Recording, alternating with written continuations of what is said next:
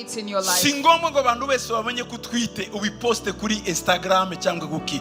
Uriya mwana deja utangiye kumuteza intambara akiri munda.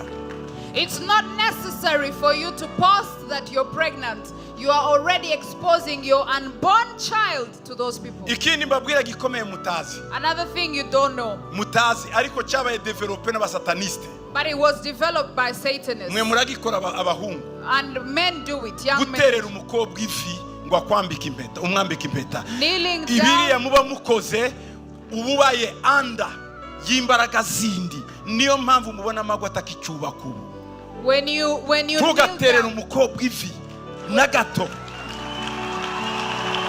When you kneel down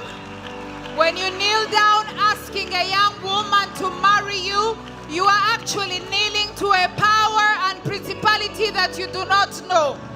Bibiri iravuga ngo muzapfukamira Imana yonyine. The Bible says you will kneel down for God only. Iriya ni culture yazanywe n'abakorera Satani. That is a culture that was brought by Satanists. Imara yemerwa n'abakristo n'abana b'Imana. Ntuzabikore ngo uterere umukobwa ivi. Yohana yagiye guterera marayika ivi, marayika ngo no ngo ndimbata mugenzi wawe ngo ni Imana yonyine ipfukamirwa. And this is a culture that even believers have embraced. But in the Bible tells us that even John, when he went to kneel down before an angel, the angel said that I am a servant like you. You will only kneel down for God. Young women. Umuhungu naje guterera ivi menya kusenye.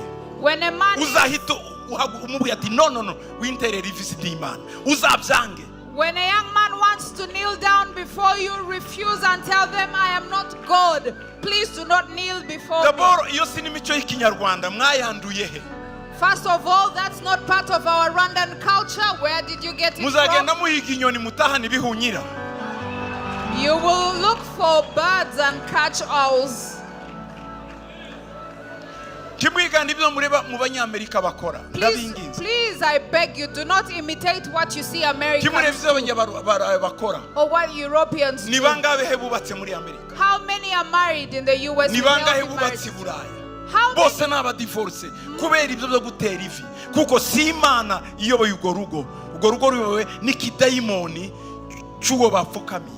Because it is not God leading those marriages, but the demon, the principality that leads those marriages.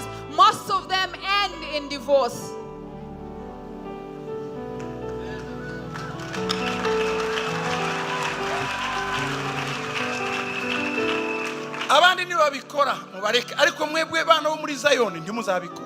If others do it, let them do it.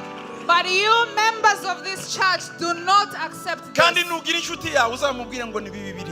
if you have a friend, discourage them from doing it. Because you're helping them. Satan told Jesus, and Jesus said only God should be knelt down for. You see soldiers? Do you know how they honor each other? When they honor others, what do they do? Do they kneel?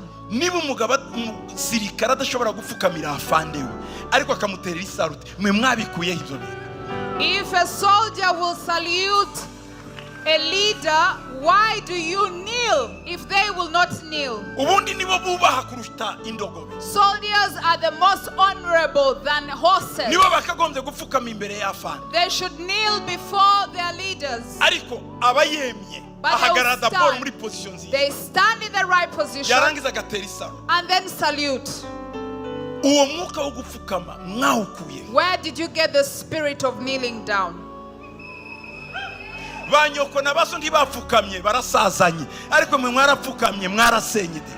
mothers and fathers never knelt. Your fathers never knelt and they are still married, but you are kneeling down and you are not married.